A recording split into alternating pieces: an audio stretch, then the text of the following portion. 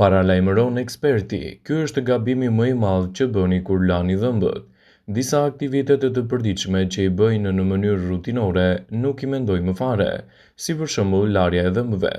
Duhet të hedhim ujë mbi furçë fillimisht ose të shtrydhim pastën e dhëmbëve. Sipas Louis Marion, një periodontist dhe profesor në Universitetin e Pensilvanisë, fillimisht duhet të lagim furçën. Fijet e thata, edhe nëse furça është super e butë, kanë fuqi të gërryejnë edhe fort dhëmbët tuaj. Abrazioni i dhëmbëve, gjithsesi, konsumimi i ndeve dhe forma e dhëmbëve si rrjedhoj dëmtohet dhe kështu krijohet edhe problemi me dhimbjen e tyre. Nëse e lagni furçën vetëm pas aplikimit të pastës së dhëmbëve, qimet me siguri nuk do të lagen plotësisht. Ky është një problem i madh nëse jeni mësuar të lani dhëmbët me lëvizje të lehta dhe të buta.